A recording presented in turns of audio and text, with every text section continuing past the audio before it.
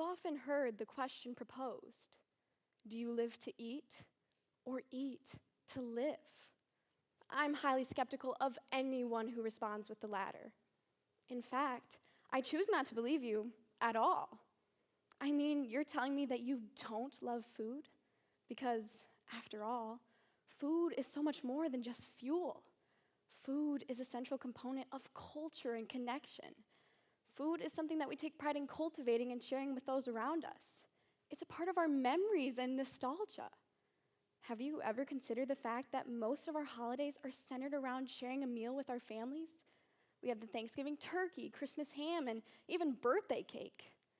Food is a part of celebrating special occasions with people we love. However, I will admit that that's a romanticized perspective of how the holidays can really go. Instead of enjoying the good food that's been prepared for us, people tend to make negative comments about your plate or their own. I've compiled a list of common remarks. I'm eating so bad today. Or, I ate nothing today to save for this meal. Or, I'm gonna have to make up for this after the new year. It can be difficult sitting at the table with your family, feeling like everyone's trying to defend the reason that they get to eat Thanksgiving dinner. Over time, I've realized no one has to earn food. It's meant to be enjoyable, satisfying, and most importantly, guilt-free. However, we're all fighting the cultural construct that food is a tool we use to change our bodies.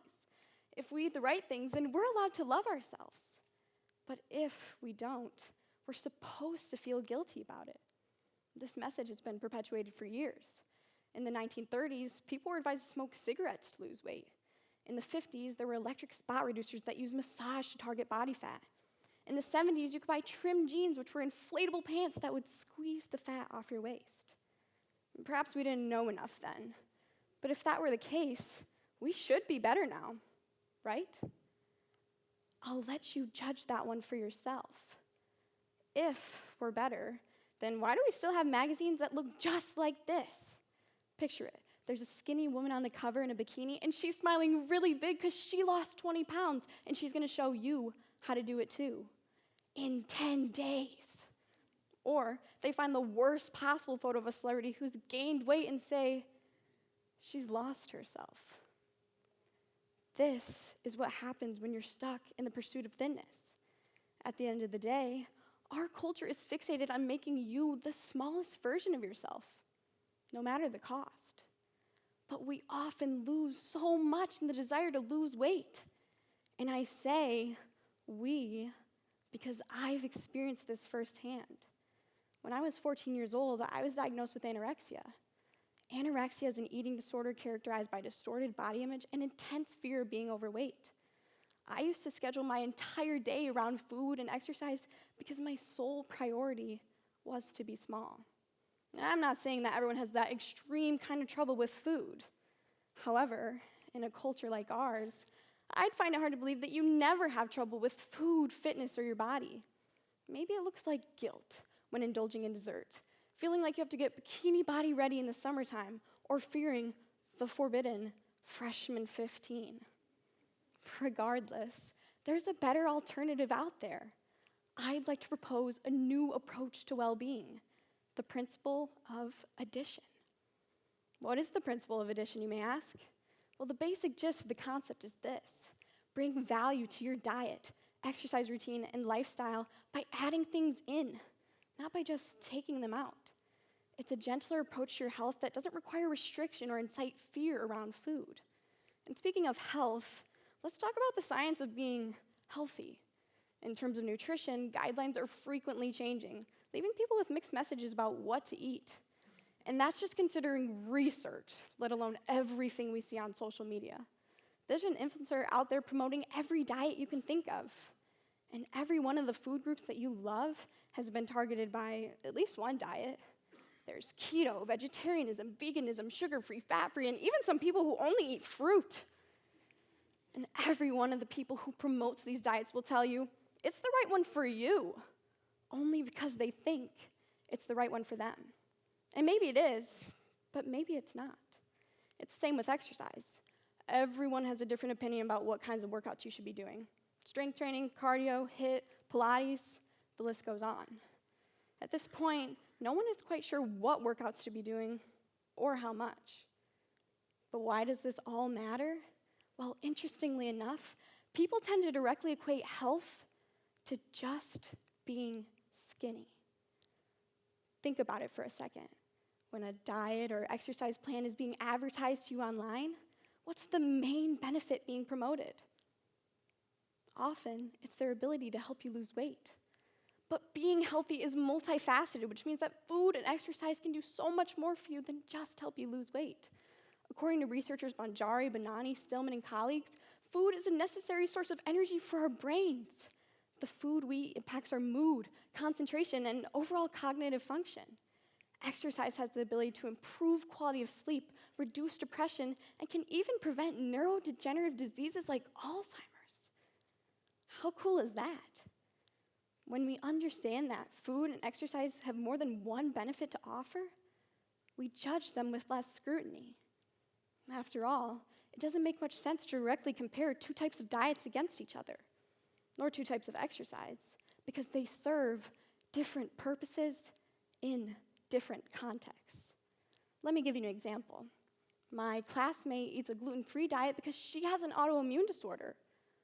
Gluten doesn't serve her body, but that doesn't automatically mean it's bad for mine. My friend likes to swim for cardio, and I prefer to run. Who's to say which one's right and which one's wrong? Long story short, there is no right answer, and that's a good thing. So let's think back to the addition principle I mentioned earlier. Instead of starting crash diets or committing to crazy exercise routines, what if we took a gentler approach to food and fitness? In terms of nutrition, what if there were no bad foods and we sought to make all of them fit? For example, let's say you're really craving a pizza. Most diets don't make room for food like pizza ever, and that mindset makes us feel guilty. How can we make the pizza fit? Well, let's have the pizza, but let's add vegetables on the side so we get nutrients, vitamins, and fiber. Let's have the pizza, but let's add a protein so that the meal is satiating and keeps you fuller for longer. If you've ever struggled with disordered or restrictive eating, this is a safer approach that doesn't incite fear around food. Instead, it teaches you how to add value to your plate rather than just taking things away. And it works similarly with exercise. Instead of hyperfixating on one type of workout all the time, it's better to strike a balance that incorporates all types of movement. Try biking, swimming, dancing, walking your dog, or even playing pickleball. But most importantly, if you find there's a workout you don't like, don't do it. I personally have a vendetta against Bulgarian split squats. I don't do them anymore because I feel like this when I do them. And while I know I could benefit from doing Bulgarian split squats, I found other ways to strengthen my body that bring me more joy. You're allowed to find what works for you. After all, the movement you enjoy is the movement you're motivated by, and that's the kind you actually maintain. It's moving your body because you love it, not because you hate it. However, I would like to address that the addition principle is not meant to be one size fits all. The whole point is that it's nuanced, not black and white. The addition principle is a perspective that's meant to soften the lens with which you view yourself and your body. This talk is not designed to demonize dieting or weight loss. Your health is important. I just want you to consider why you make these choices. Are you doing it because you hate the aesthetics of your body? Or because you're grateful that you get to have one at all? The main goal of the addition principle is to remind you that you owe yourself grace. You deserve grace when you emotionally eat a pint of ice cream because your chemistry exam did not go well. Or when you skip your workouts for a week because life got in the way. Truly, none of these things need forgiveness. Sometimes, hear me out, you have to nourish your spirit before your body. We like to define things as good and bad because that's just what makes sense in our heads. But this is an oversimplification. that underestimates the reality of our complex world.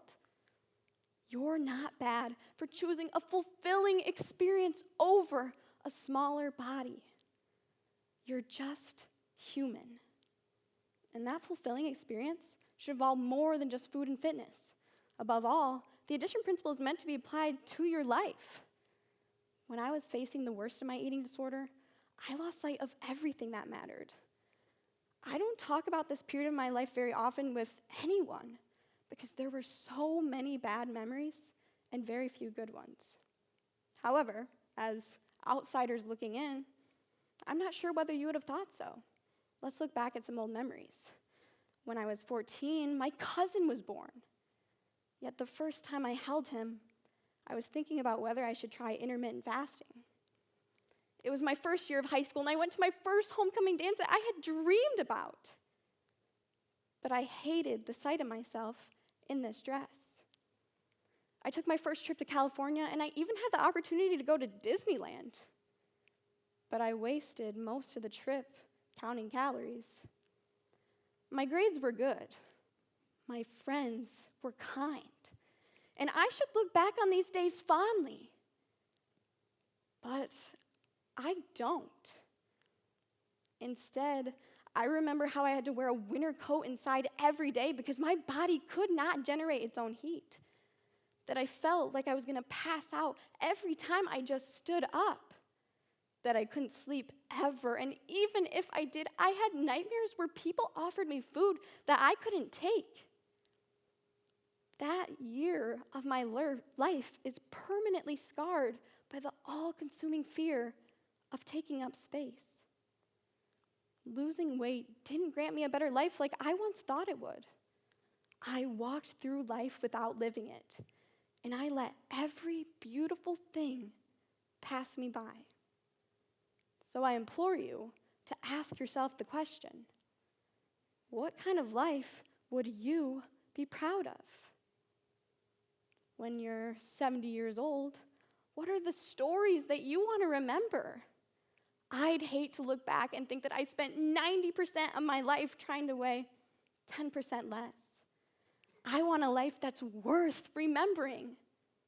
Well, what does that look like? Let me show you. It looks like the peace of being your true self. It looks like the joy of authentic friendships. But most importantly, it looks like love.